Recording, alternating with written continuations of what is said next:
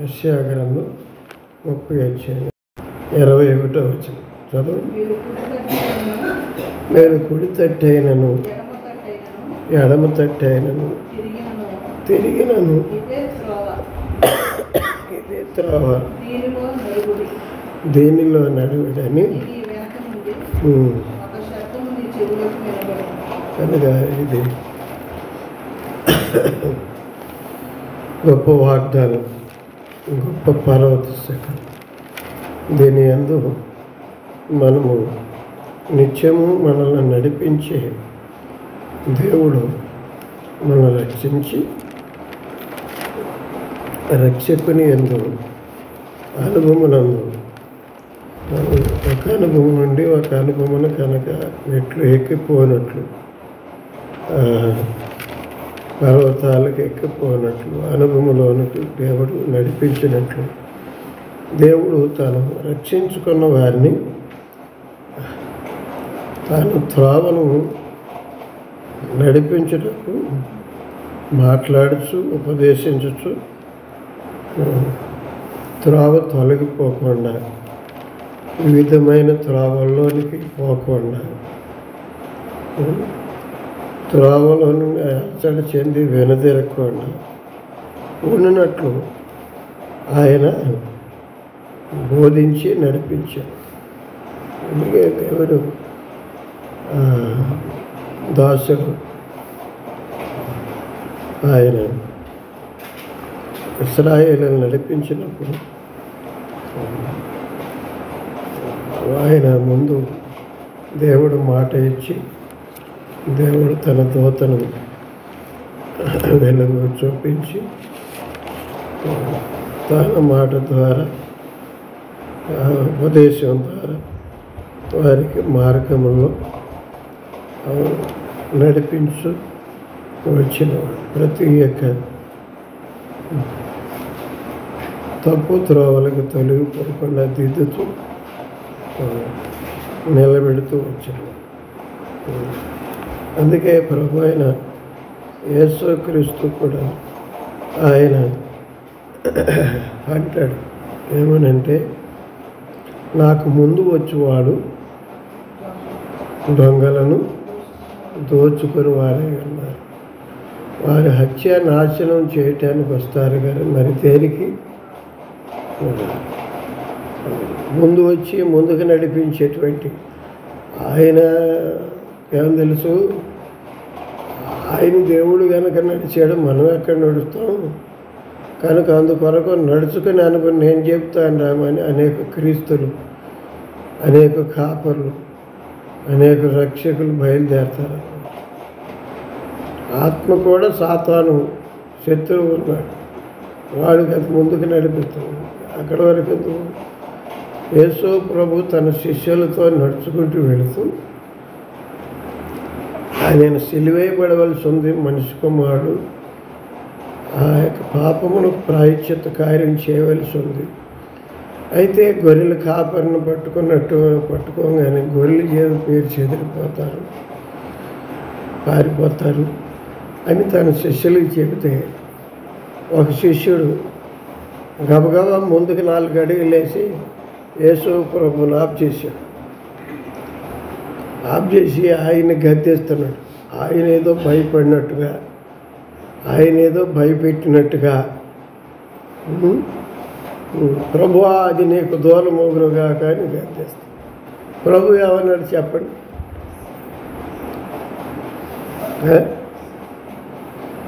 కనుక కొందరికి ఇదే తలంపు వస్తుంది. వాక్యం ఉందనుకో, కానీ అన్ని వాక్యాలు ఎక్కడుంటాయి? కనుక కొన్ని పెద్దవాళ్ళు చెప్పినట్టుగా, లేకపోతే మనకు తోసినట్టుగా, లేకపోతే మన పక్క వాళ్ళు నడుచుకున్నట్టుగా, లేకపోతే అనుభవం కలిగిన వాళ్ళు మతం వాళ్ళు లేరా? ఆ మతం వాళ్ళు ఇది చేస్తలేదా, అది చేస్తలేదా? మన అయ్యగారి కంటే వాళ్ళు ఎక్కువ అనుభవం కలిగిన వాళ్ళు కదా, ట్రైనింగ్ వచ్చిన వాళ్ళు కదా, వాళ్ళు చేస్తుంటే ఎందుకు చేయకూడదు? ఈ జ్ఞాపకార్థం దినాలు వాళ్ళు చేస్తే ఎందుకు చేయకూడదు అనేటువంటి అభిప్రాయాలు కల్పిస్తుంది. అప్పుడు ప్రభు ఏమన్నాడు చెప్పండి? అట్లానే సాతానా నా వెనుకకు రా అని గద్దించాడు. పేతురులో ఉన్న సాతాను ఏం చేసిందంటే ప్రభువు కంటే ముందుగా నడిపించి ప్రభువు భయపడకుండా ప్రభువును ఆ తలంపు చేయబోయే ఉద్దేశం మళ్ళించాలని చూసి, అందుకని ఇదే త్రోవ, ఇందులో నడుచుకొని మెల్లని స్వరము నీ వెనుక నుండి నీతో చెప్పుట నీ వింటావు. కనుక దేవుని యొక్క ఆత్మ సంబంధమైన రక్షణ అనుభవం పొందిన వారు ఉన్నారు. దేవుని వాక్యము మనిషికి వెలిగిస్తే, హృదయానికి వెలిగిస్తే వారే వింటారు. మిగిలిన వాళ్ళకి ఆ శబ్దం వినపడదు, కానీ ఆ వెలుగు కనపడదు. ఇప్పుడు పౌలు గారు సౌలుగా ఉన్నప్పుడు సిలువ దర్శనమిచ్చి ఎదుర్కొన్నాడు యేసుప్రభు. ఆ వెలుగు అందరూ చూశారంట, కానీ ఆయన మాట చెప్పిన మాట ఎవరికి వినపడింది, ఎవరికి అర్థమైంది? సౌలా సౌలా, నువ్వు నన్ను ఎందుకు ఎదిరిస్తున్నావు అంటే, నీవెవడు ప్రభు అంటే, నీవు హింసించిన క్రీస్తుని. ఆ మాట ఆయనకి వినపడింది, చుట్టూ ఉన్న వాళ్ళకి, దగ్గర ఉన్న వాళ్ళకి. కనుక దేవుని యొక్క నామమున రక్షణ అనుభవము ఆత్మ సంబంధమైనటువంటి జన్మ అనుభవం కలిగించినప్పుడు ఆ తండ్రి ఆ తండ్రిని తల్లిని పిల్లలు గమనించినట్లు, పిల్లలు చూసారా, వాళ్ళకి తల్లి ఎవరో తండ్రి ఎవరో తెలుసు. మాట రాకపోయినా అర్థమవుతుందా? కనుక ఆత్మ అసంబంధమైనటువంటి క్రీస్తు ఆత్మ ద్వారా, క్రీస్తు ఆత్మ సంబంధమైనటువంటి రక్షణ అనుభవం రుచించినటువంటి వారికి దేవుని నడుపుదల అర్థమవుతుంది. మిగిలిన వారికి ఎటు చేస్తే బాగుంటుంది కదా, అటు చేస్తే బాగుంటుంది కదా, ఎట్టయితే బాగుంటుంది కదా అని చెప్పి అనొచ్చు. కానీ బాగుండే సంగతి జ్ఞానం, తెలివి అది వేరు. ఆయన ఉద్దేశంతో ఆయన పలికిన వ్రాయించిన మాట, ఆయన నడిపించే నడుపుదల, ఆయన ఆత్మ సంబంధమైన వేరు. అందుకే ప్రభు ఆ మాట నాకు ముందు వచ్చిన వారందరూ ఆ మాట చదవండి అమ్మా. ఎక్కడ చదువుతున్నా? యోహాను సువార్త 10:7. నేనే నాకు ముందు వచ్చిన వారందరూ. అర్థమవుతుందా? ముందు వచ్చిన వారంటే ఆయన చెప్పిన దానికంటే, ఆయన నడిపించిన దానికంటే, ఆయన చూపించిన దానికంటే కొంచెం ముందుకు నడిపించేటువంటి వారుగా కొందరున్నారు. అర్థమవుతుందా? అందుకే అటు వారు ఈ బైబిల్ని చెరిపి కలిపి అవును బోధించే మత సంబంధమైన బోధనలు ప్రభు అయిన యేసుక్రీస్తు అందుకే అన్నాడు. ఏమన్నాడంటే, నా గొర్రెలు నా స్వరం విని నన్ను వెంబడిస్తే, అన్యుని స్వరము అంటే అన్యుడు కూడా ఆ వాక్యమే చెప్పచ్చు. సైతాను కూడా వాక్యం చెప్పింది. సైతాను వాక్యం చెప్పి తెలుసా మీకు? అట్లా యేసుప్రభుతో చెప్పలా? ఏమని? ఇదిగో నువ్వు ఎక్కడి నుంచో దూకు, దేవదూతలు నిన్ను ఎత్తి పట్టుకుంటారని ఫలానా చోట వ్రాయబడింది అని వాక్యించింది. ఈ రాళ్ళు రొట్టెలు అవునట్టు చేసుకోరట అని చెప్పి. కానీ దేవుడు ఆ వాక్యంతోనే రొట్టె వలన మాత్రం జీవించడం. నీ దేవుడైన ప్రభుని శోధింపవలదు అని. కనుక దేవుడు అయితే ఆయన శోధించడం కొరకు దూకటం కాదు. దూకమంటే దూకటం, నడవమంటే నడవటం, ఆగమంటే ఆగటం.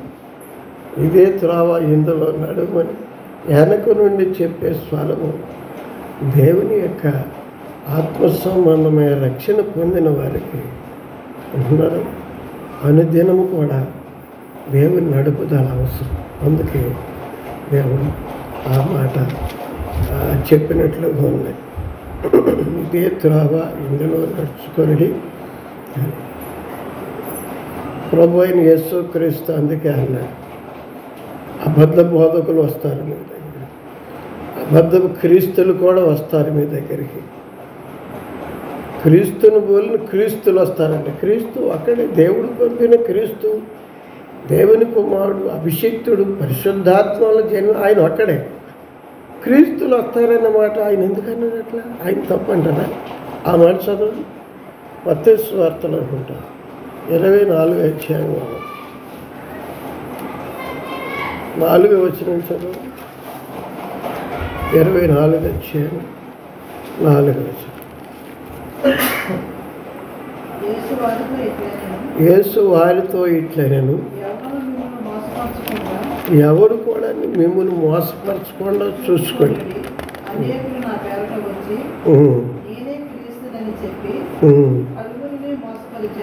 అర్థమవుతుంది కనుక అంటే దేవుడు యేసు ప్రభు ఆయన ప్రార్థన చేయాల, సాతానా ఈ మనిషిని ఇడిచిపోవాలి అంటే ఆయన క్రీస్తు కనుక. అర్థమవుతుంది. నేను ఒకసారి పెద్ద ఆయన 100 సంవత్సరాలు దాటిన ఆయన దేవుడు నమ్ముకున్నాడని నేను స్వస్థత ప్రార్థన చేస్తే స్వస్థ వరం ఇచ్చాడు నాకు దేవుడు అంటే వీళ్ళందరూ వచ్చేసి నూనె కాయలు తెచ్చేసుకున్నారు. ఆయన ప్రార్థనలో తేడా కనపడదు. ఇదిగో ప్రభు బాగా చేస్తున్నాడు పో అన్నాడు. ప్రభు అంటే ఈయనే ఆ ప్రభు క్రీస్తు స్థానంలో పలికిన ఆ మాటల పదాలు తేడా ఉన్నాయి. అయినా నేను ఏదో అభిమానంతో పాపం ఈయన అగ్రజాతి వాడు రక్షణ పొందాడు, సాక్ష్యం పొందలేదు అని చెప్పి ఊరుకో.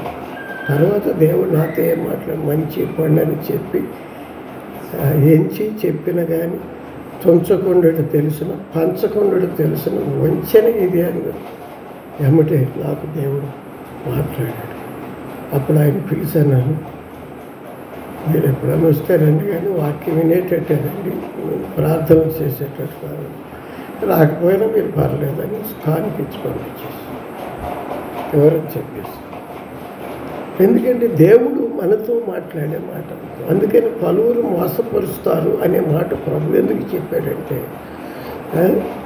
మోసపరిచేటువంటి బోధకులు అవును కొందరు ఉన్నారు.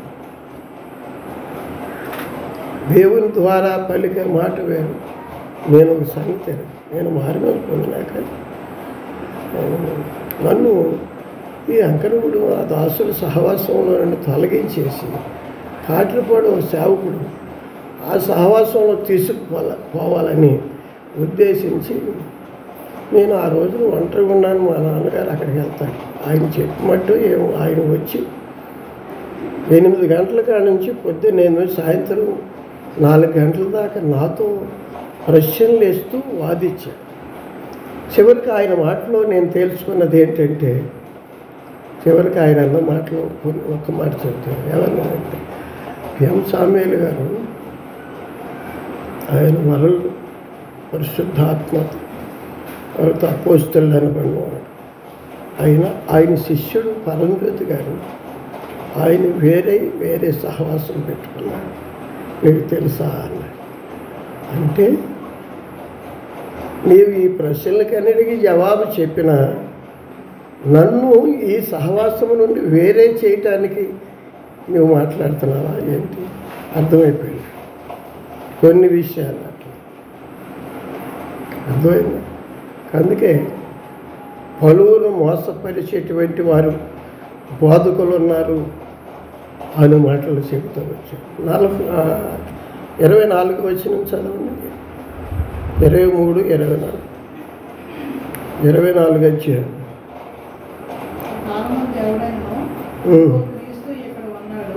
ఆ కాలం ముందు ఎవడైనా అంటే చివరి కాలాల్లో అంత్యకాలాల్లో ప్రభు రాకడ దినాలు ఎలాగనే క్రీస్తులు బయలుదేరుతారు. ఇదిగో ఎక్కడ ఉన్నాడు యేసు ప్రభు?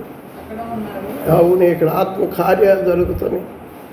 అస్సలు అక్కడ ఎట జరుగుతుంది? అచ్చం యేసు ప్రభు అక్కడ ఉన్నట్టుగానే అని చెప్పి మోసపోయేటువంటి వారు కొందరు ఉంటారు.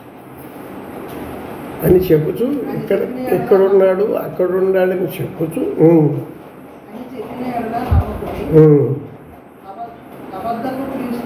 ఏంటయ్యి అంటే క్రీస్తు పేరున. క్రీస్తు అంటే దేవుని కుమారుడు. దేవుని కుమారులు ఎవరున్నారు?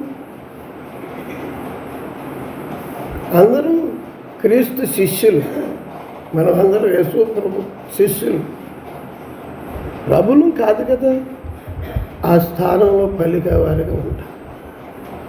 నేను ఒకసారి ఇట్లాగే ఇది ప్రభు బాగా చేస్తున్నాడు పో అని చెప్పాడు, పడదోసేసి దయ్యాలను పడేసుకుంటూ ఇక మగపిల్లవాడు పడతాడు పో అని చెప్పుచు ఎట చెబుతుంటే నేను పక్కకు పిలిచి పాస్టర్ గారిని అక్కడ ఆహ్వానించిన పాస్టర్ గారిని పక్కన ఆ మాటలు దేవుడికి వ్యతిరేకంగా ఉంది.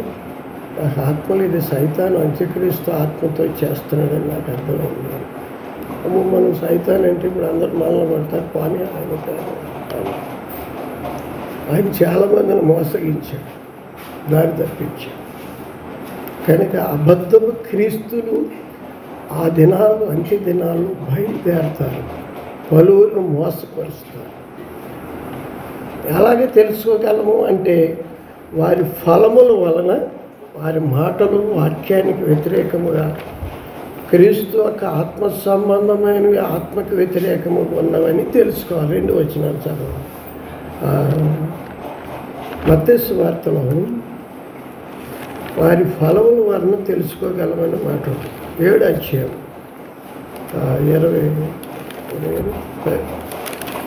7 అధ్యాయంలో 13 వచనం. ఇరుకు ద్వారా మనం ప్రవేశించుని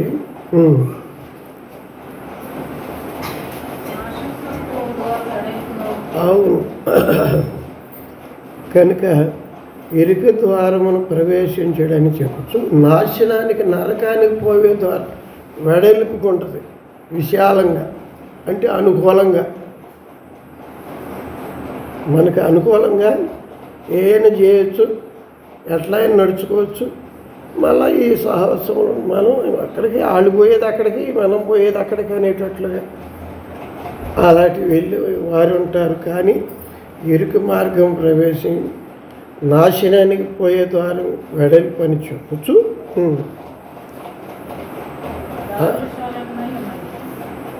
దాని ద్వారా అనేకులు, అందరూ అస్సలు గుంపులు ఎక్కువ సంఘం, పెద్ద సంఘం అది విన్నారా? అక్కడికి ఎంత సంఘమో, ఎన్ని వందల మంది అయ్యారో వాళ్ళు. అయితే పర్లేదు, పరలోకానికి పోయేది కాకపోతే అనవసరం. చదవండి.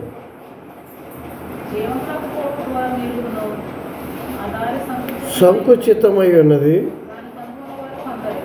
ఇంకా చదువు. అబద్ధ ప్రవక్త, ఆ మాట కోసం జాగ్రత్త పడండి. అవును, పైనకి ఎట్లుంటారు?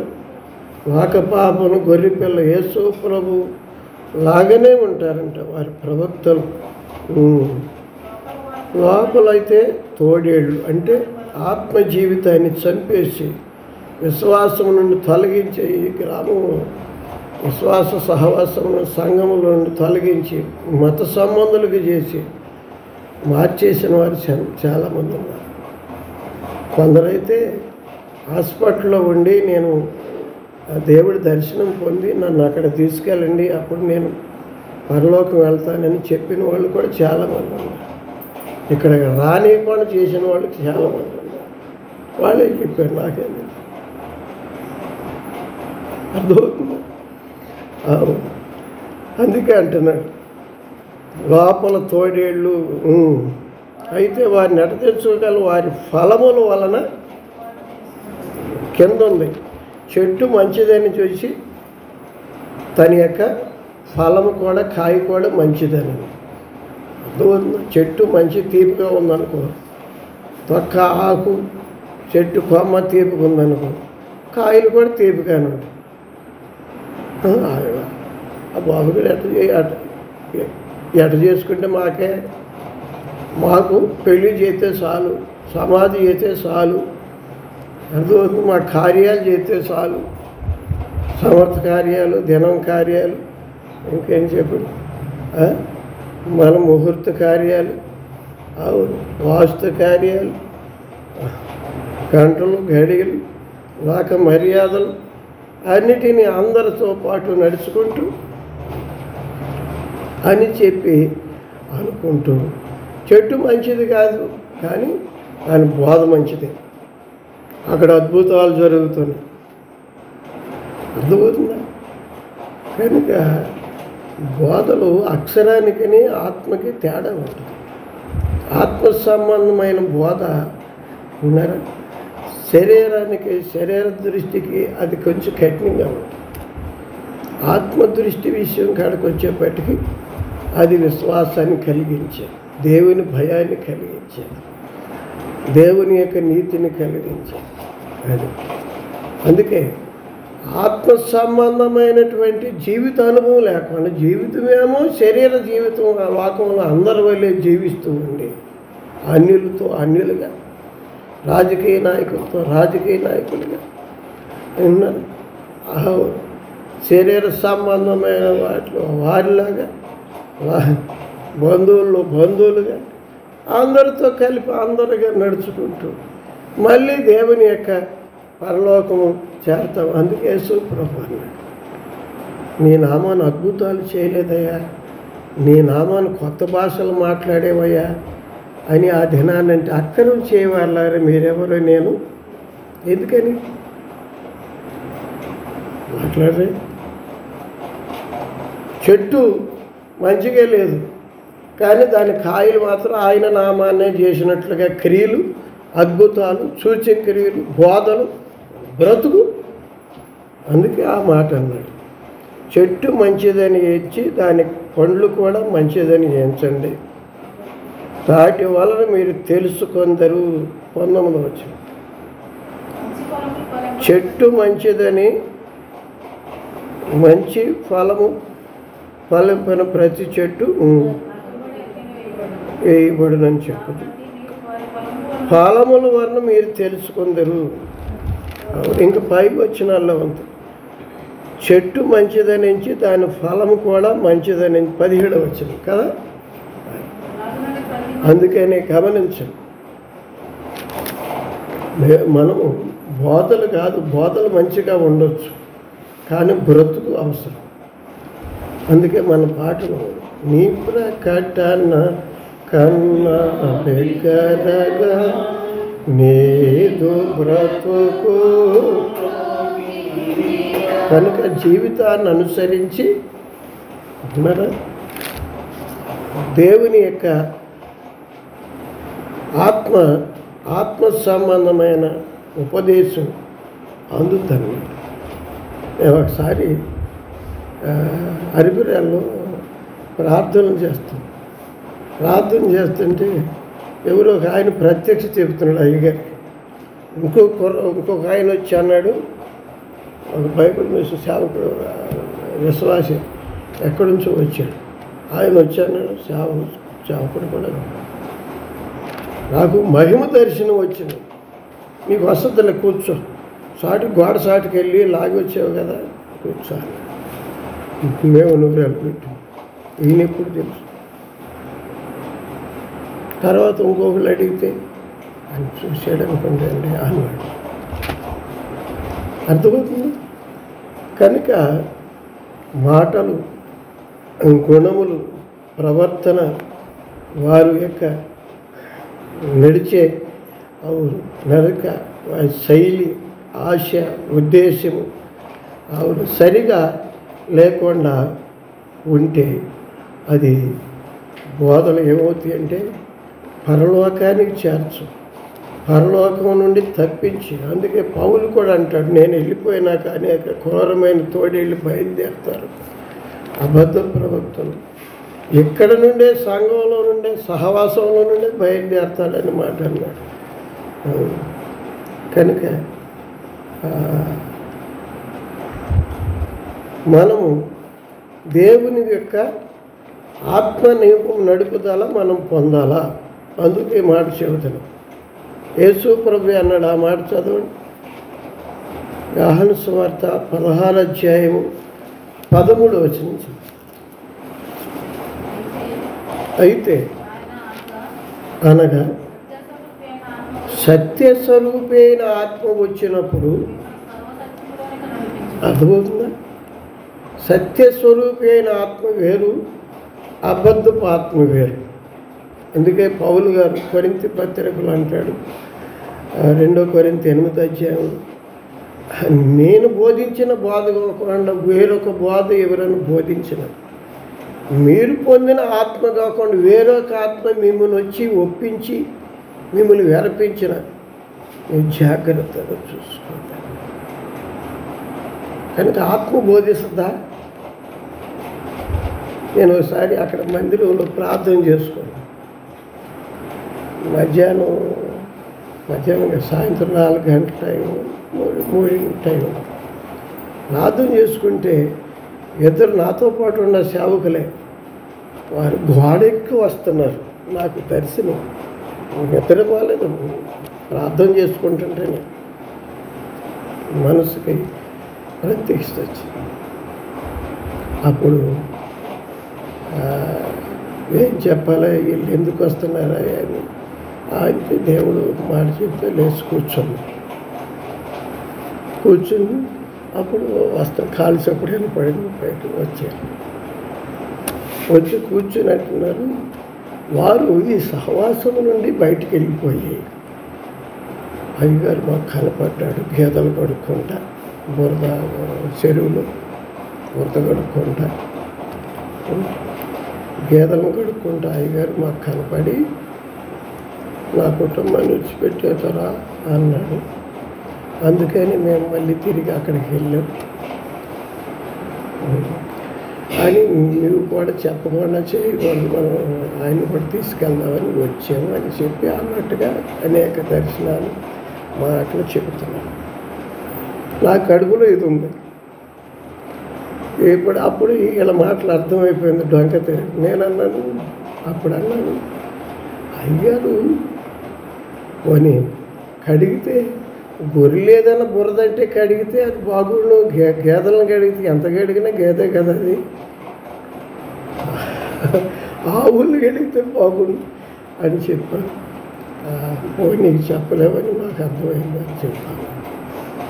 కనుక వేరొక దారిని నడిపించేటువంటి అనుభవం ఆత్మ సంబంధమైన దేవుడు అవును ప్రత్యక్షతనిచ్చి స్వరం వినిపించి వెనక నుండి ఇదే త్రోవ, ఇందులో నడుచుకోండి, కుడికి కానీ ఎడమకు కానీ తొలగిన అటు తొలగొద్దు ఇటు తొలగొద్దు అని నడిపించేటువంటి నడుపుదల అవసరం, నడిపించేటువంటి కాపరి అవసరం, అది నడిపించే సహవాసం అవసరం.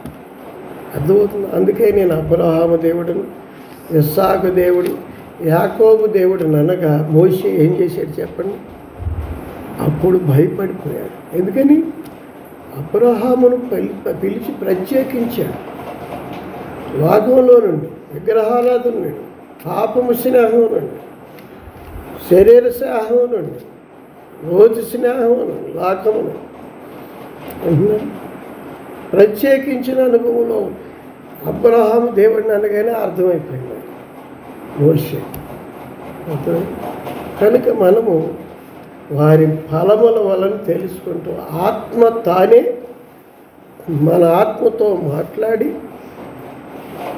సత్యస్వరూపి అయిన ఆత్మ సర్వసత్యములోనికి నడిపించింది. ఇంకా మరి చదువు, ఆయన తనంతట తానేమీ బోధించక వేటిని వినును. అర్థమవుతుందా? కనుక దేవుడు యేసు ప్రభు ద్వారా యేసు ప్రభువుని గురించి ముందు ఏది చెప్పాడో పరిశుద్ధుల ఆత్మలకి, ప్రవక్తలకి అదే ప్రభువు చెప్పాడు. కొట్టేశాడా? ప్రవక్తల లేఖనములను, ధర్మశాస్త్రం నేను కొట్టివేయటానికి రాలేదు, నెరవేర్చడానికే వచ్చా అని చెబుతూ అది నెరవేర్చేవాడు ఎవడో మీలో ముందుకు రండి అని చెప్పి నెరవేర్చగలిగిన ఆయనని నిరూపించుకొనగా ఆ పాపాత్మురాలు వ్యభిచారి స్త్రీ వాళ్ళని విడిచిపెట్టి ప్రభువుని వెంబడించి జీవపు వెలుగు జీవితపు సాక్ష్యం పొందింది. అందుకే ప్రభు ఆమెను గురించి అన్నారు.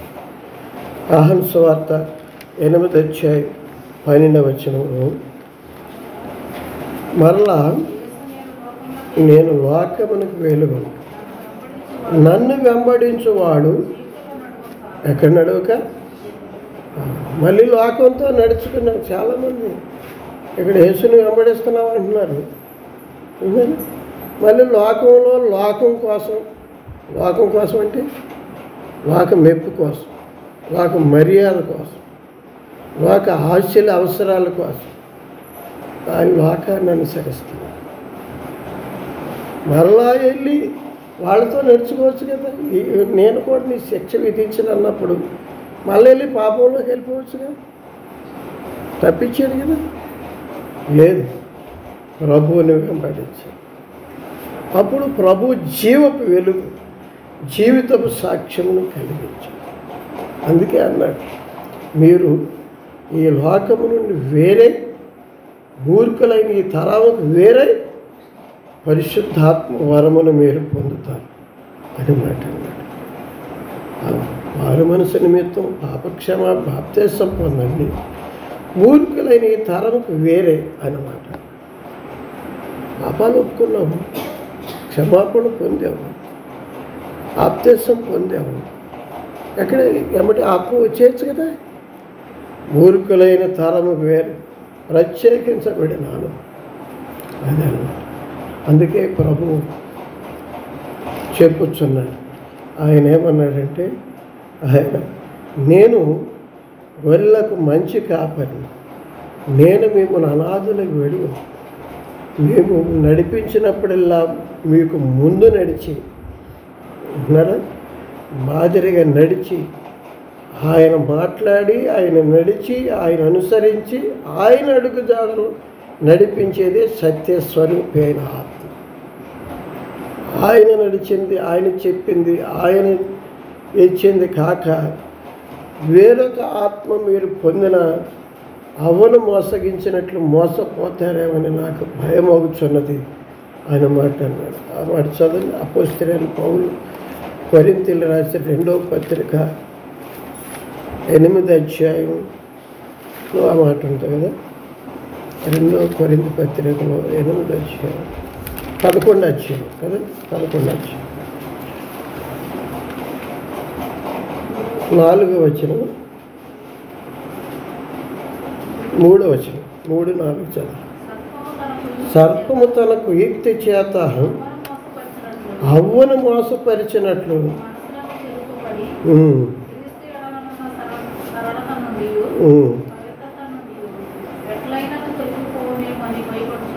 అర్థమవుతుందా? అవును అట్టు మోసకిచ్చింది చెప్పండి. అట్లానే దేవుడు ఆదాముకు చెబితే, ఆదాము అవ్వకి చెబితే, ఆ మాటను ఆదాము మాటను దేవుడి మాటను నుండి తప్పించే సైతాను సర్పంలో దొరబడి తినొద్దని చెప్పాడు దేవుడు. తింటే దేవుడు లాంటి వాళ్ళు మీరు అన్నీ తెలుసుకుంటారు, దేవతల్లాంటి వారైపోతారు అని చెప్పి దేవుడి అబద్ధం చెప్పాడు. నా మాట నిజమని చెప్పగానే అప్పుడు చూసినప్పుడు ఆహా ఇది జ్ఞానం వివేకం ఇచ్చేది మంచిది ఇది ఈ పండు. అంతకుముందు ఆ పండు చూస్తుంటే భయం వేసేది, ఇప్పుడు భయం పోయింది. కనుక అలాగ మోసగించింది వేరొక ఆత్మ వేరొక మాట తీసుకొచ్చి చెప్పి, అందుకే అంటున్నాడు అవ్వను మోసగించినట్లు కుయుక్తి చేత సరళత నుండి పవిత్రత నుండి ఎట్లయినా మీరు తొలగిపోతారేమో నాకు భయం అవుతున్నదని చెప్పచ్చు. 4వ వచనం ఏలైనగా వచ్చిన వాడు ఎవడైనను అర్థమవుతుందా? నేను ప్రకటించిన క్రీస్తును గాక వేరొక క్రీస్తుని మీకు ప్రకటించి వేరే క్రీస్తుని ఎట్ట ప్రకటిస్తాడు? ఎట్లా ప్రకటిస్తాడంటే మీకేం లేదు, మీరు మీరు ధనవంతులైపోతారు, మీరు పరలోకంలో వెళ్ళిపోతారు, భక్తులైపోతారు. కనుక మీరు దేవుని కోసమే అని చెప్పి దేవుని యొక్క పరిశుద్ధతను, నీతిని, భక్తిని, నియమమును, నామమును, వాక్యమును, సత్యమును అనుసరించి మాదిరిగా నడిపించే మార్గము నుండి తొలగించి వేరొక మార్గమునకు ఎక్కువాడుగా, వేరొక మార్గము నడిపించేవాడుగా వేరొక ఆత్మ వచ్చి బోధిస్తారు. అదే పౌలు ఆయన అంటాడు, నేను వెళ్ళిపోయినాక తోడేడు ఈ యొక్క మీలో నుండే బయలుదేరతారు అని చెప్పి ఆయన మాట చెప్పాడు. కనుక మనము క్రీస్తు ఆత్మ లేకపోతే ఆయన వారము కామంటున్నాడు. అందుకే క్రీస్తు ఆత్మ చేత ఎందరు బోధించబడతారు, నడిపించబడతారు. అవును, క్రీస్తు ఆత్మ చేత శరీర క్రియలను ఎవరైతే చంపివేసి ఆత్మ సంబంధమైన జీవితం అనుభవం అర్థమవుతుంది. కనుక క్రీస్తు ఆత్మ ఏం చేస్తుందంటే శరీర ఇష్టాన్ని, మనుషుల ఇష్టాన్ని విడిచిపెట్టి దేవుని ఇష్టానికి మనం నిలబెడుతుంది.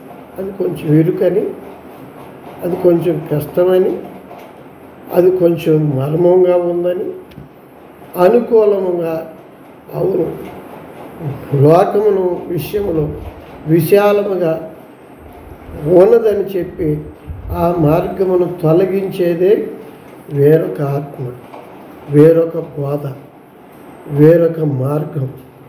అర్థమవుతుంది. అందుకే ప్రభు అయిన యేసుక్రీస్తు ఆయన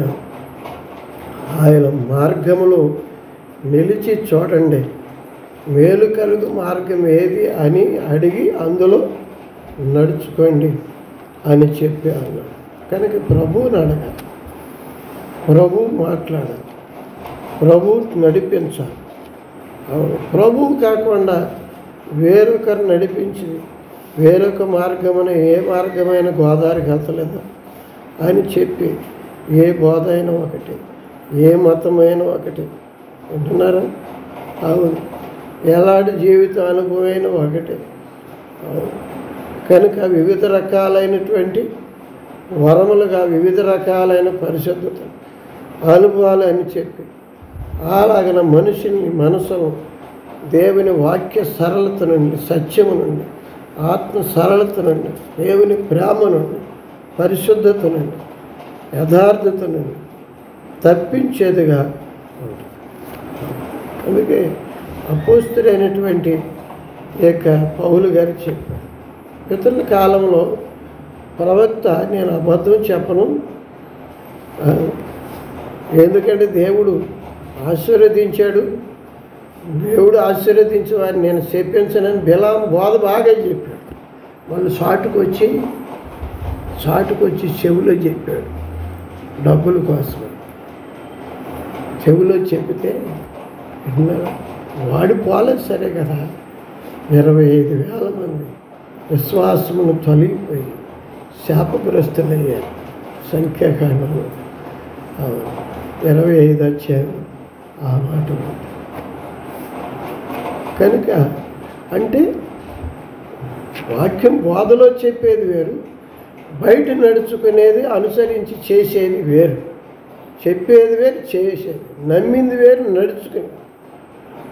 అందుకే నేను దావీదు మహారాజు నా ఇష్టానుసారి హృదయుడని ఎందుకన్నాడంటే, దేవుని విడిచి వేరొకరిని అనుసరించేవారు నేను అనుసరించను, వారి పేర్లు కూడా నా పెదవులు లేస్తాను అన్నాడు. అర్థమైందా? చివరిగా మాట్లాడి ప్రార్థించేసి కీర్తన గ్రంథం 16వ కీర్తన 16వ కీర్తన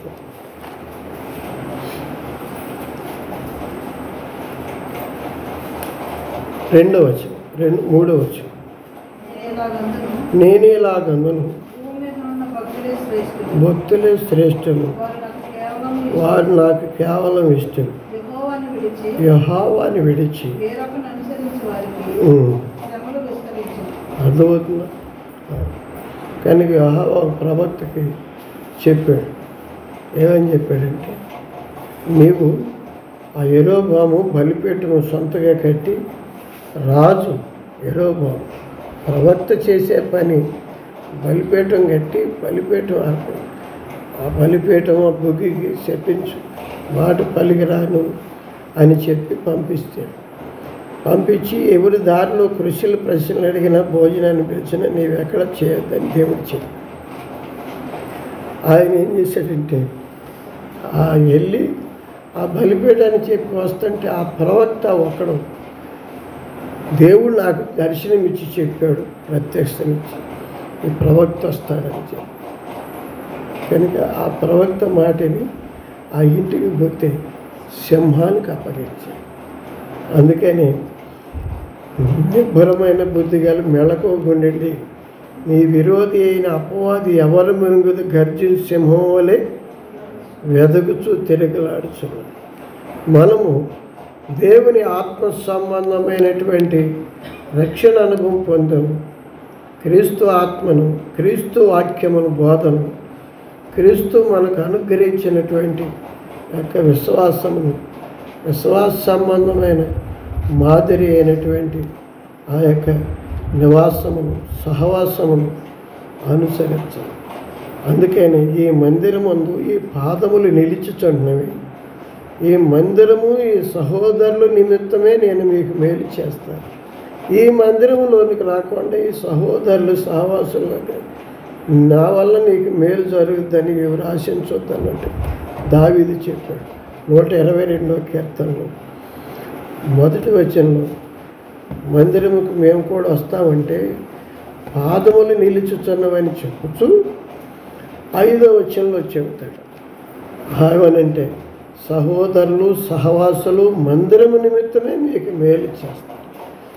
యేసు ప్రభు కూడా అదే అన్నాడు, మందలడుగు జాడలను బట్టి పోతే ఆ మంద దొరికే మేత. పూర్వం ప్రవక్తలకి నువ్వు ప్రత్యక్ష ఇచ్చావు కదయా, వారిని ఆత్మతో ప్రేరేపి నడిపించావు కదయా. నీవు యాజకులకి, నీ శిష్యులకి, విశ్వాసురాండైన పునరుద్ధానంతో ఆత్మ నింపుకొని సాధి సంఘానికి, మాకు కూడా అని అంటే నీవు కూడా ప్రత్యేకించబడు. మూర్ఖులైన ఈ తరం వారికి రక్షణ పరిశుద్ధాత్మ వరమును. కనుక ఆత్మచేత నడిపించబడే, ఆత్మ వాక్యం చేత నడిపించబడే ఈ సత్యవాక్యము, ఈ ఆత్మ సత్యస్వరూపైన ఆత్మ మిమ్మల్ని సర్వసత్యములోనికి. కనుక ఆత్మ వాక్యమును అనుసరించి మాట్లాడితే ఈ వాక్యము క్రీస్తు ఆత్మను అవును చేసిన కార్యాలే చేస్తుంది. వేరొక రకంగా బోధిస్తే వేరొక రకంగా క్రీస్తు ఆత్మ వేరొక ఆత్మ చేస్తుంది. అదవుతుంది. వేరొక ఆత్మ బోధిస్తే క్రీస్తు చెప్పిన మాటలు చెప్పదు, ఆ మాటనే చెరిపి కలిపి ఇంకొక రకంగా చెప్పదు. గలతీ సంఘం అటు తొలగిపోతే మీరింత భిన్నమైన సువార్త తొలగిపోతే నాకు ఆశ్చర్యం ఏర్పడింది. క్రీస్తు సువార్తని చెరిపి కోరేటువంటి అనేకులను అనుసరించి అనుమాట గలతీ పత్రికలో 1వ అధ్యాయం 6వ వచనంలో చెప్పుచు, మేము క్రీస్తుకు దాసులము కనుక మేము మనుషులను సంతోషపెట్టడానికి, మీరేదో బాగా చెప్పాడని మెచ్చుకుంటానికి, అవును ఏదైనా మంచిది, ఏదైనా పర్లేదు, ఎట్టయినా పర్లేదు అని మీకు అనుసరించేటట్టుగా చెప్పేవారు కాదన్నట్టుగా చెబుతారు. ఆ మాట కూడా చదువు గలతీ పత్రిక 1వ అధ్యాయం. అందుకని ఇదే త్రావ, ఇందులో నడుచుకోండి, కుడికి ఎడమకి తొలగిపోకండి అవును అని మాట చెప్పచ్చు. మోషే గారితో కూడా దేవుడు అదే అన్నాడు, నీవు కుడికి కానీ ఎడమ కానీ తొలగిపోకుండా నీ శత్రువులను అవును తొలగింప చేసి ఈ ప్రజలకి ఈ దేశమును స్వాచ్ఛంగా నీవు ఇది బోధించ తప్పిపోక, నీవు అనుసరించ తప్పిపోక, ఇది ధ్యానించ తప్పి కుడికి ఎడమకి తొలగిపోకుండా చక్కగా నడుచుకో. అన్నాడు. మోషే అని అన్నాడు దేవుడు. సంఖ్యాకాండంలో ఉంటుంది అది. కనుక అపోస్తలుడైన పౌలు గారు అందుకే నేను మనుషులను సంతోషపెట్టే వాడినైతే నేను మీకు అనుకూలంగా అన్ని విషయాల్లోనూ మేము చెప్పుదాం అని చెప్పుచు ఆ మాట అన్నాడు. చదువు 5వ వచనం చదువు. మొదటి అధ్యాయం 6వ వచనం. కాబట్టి ప్రభువు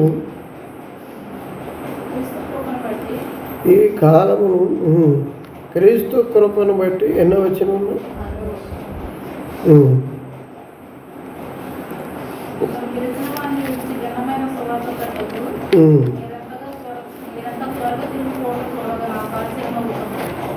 ఏం చేశారు?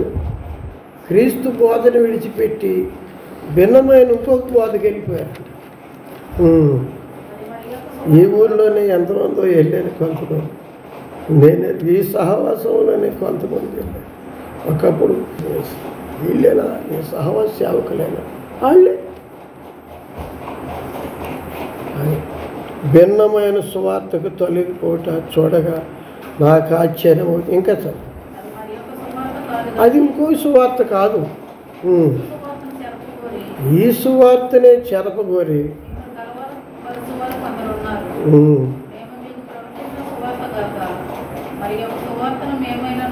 మేమైనను పరలోకముందు వచ్చి దూత అయినను మీకు ప్రకటించినడలా. అర్థమవుతుందా? క్రీస్తు ప్రకటించిన సువార్తని మేము ప్రకటించినా మీరు వినొద్దు, నమ్మొద్దు. వేరొకరు ప్రకటించిన నమ్మొద్దు అని చెప్పుచున్నాను.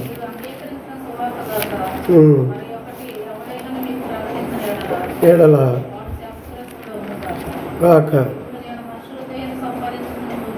అవును, మనుషుల ధైర్యం సంపాదించుకొని కోరుచున్నానా?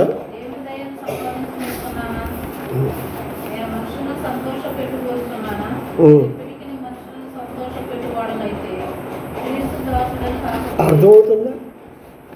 మనుషులు సంతోషపెట్టేవాడైతే మనుషులను సంపాదించుకుంటే క్రీస్తుకి నేను పనికిరాను, క్రీస్తు దగ్గరికి ఇంకొకరు నడిపిస్తానికి పరలోకానికి ఎవరు చేర్చరు. అందుకే దేవుడు చెప్పిన, ఆయన ఆత్మ చెప్పిన మాటను, ఆయన వాక్యం చెప్పినటువంటి అనుభవమును అనుసరించి ఆయన మన ముందు నడిచాడు మాదిరిగా. క్రీస్తు ఆయన ప్రార్థించినట్లు ఎందుకు ఆయన ప్రార్థన చదువుతున్నాం? ఆయన చెప్పినట్లు ఎందుకు ఆయన మాటలు చెప్పుకుంటున్నాం? ఆయన చేసినట్లు ఎందుకు ఆయన చేసిన కార్యాలు చదువుకున్నాం? ఆయన బంధువుల ఎడల, మత సంబంధుల ఎడల, అన్యుల ఎడల, అధికారుల ఎడల, దేవుని ఎడల ఎలాగ ఎందుకు ఆయన గురించి చెప్పుకుంటున్నాం? ఆయన మార్గం కనుక ఆయనను కాక వేరొక క్రీస్తు, వేరొక క్రీస్తులు, వేరొక ప్రవక్తలు, వేరొక బోధకులు, వేరొక ఆత్మను కలిగిన వారు. అందుకే అంటున్నారు, ఇదే త్రాగ ఇందులో నడుచుకోండి, కొడుకి ఎడమకి తొలగిపోకండి అని చెప్పేటువంటి స్వరమును నీకు వినిపించి మోసపరచబడకుండా ఎవడు నేను నడిపిస్తా అంటున్నాడు ప్రభు. అలాగే రక్షించిన ఆయన నడిపిస్తానన్నప్పుడు మనం ఆయన అడిగి ఆయన స్వరము, ఆయన నడుపుదలలో ఉంటే ఆయన నడిపిస్తాడు. అర్థమవుతుందా? మనం ఆయన నడిపిస్తాడు, ఈయన కూడా నడిపిస్తాడు అని చెప్పి అనుకున్నాం అనుకో. అయితే ఏ రకం ఆయన నడిపిస్తాకి వెళ్ళావు కనుక ఈయన విడిచిపెట్టాడు. అర్థమైంది? అందుకని కుడికి కానీ ఎడమకి కానీ తొలగిపోకుండా నిబ్బరము కలిగి ధైర్యం ఉండి చెడీక ఈ మార్గమును అనుసరించి నడుచుకుని, ఈ మార్గమును బోధించతప్పక అనుసరించతప్పక నిత్యముగా నీవు నీతో చేసిన నిబంధన ఈ దేశం, ఈ ప్రజల్ని స్వాధీనపరుస్తాం అన్నమాట. కనుక ఆయన మనల్ని చేర్చేవాడు. ఆయన మనకు అప్పగించిన వారిని కూడా దేవుడు విడిచిపెట్టకుండా చేర్చండి. దేవుడి తన వాక్యం. ఆమేన్. ప్రార్థన చేసుకుందాం. ప్రార్థన అంశాలు అలాగనే ప్రభువు వాక్య వెలిగింపు పొందేటట్లు ప్రభు ఉపదేశం మనం తెలిసిన మట్టిగా నడుచుకుంటే తెలియపరిచేవాడుగా, విడిచిపెట్టకుండా నిలిపేవాడుగా, ఆయన శిష్యులు ఆయన సంఘమును ఆయన వెళ్ళినాక ఆయన ఆత్మను కుమ్మరించి ఆయన వెనువెంట ఉండి వారితో ఉండి నడిపించి మనతో కూడా నడిపించినట్లు మనము అలాగనే విశ్వాసముతో ప్రార్థన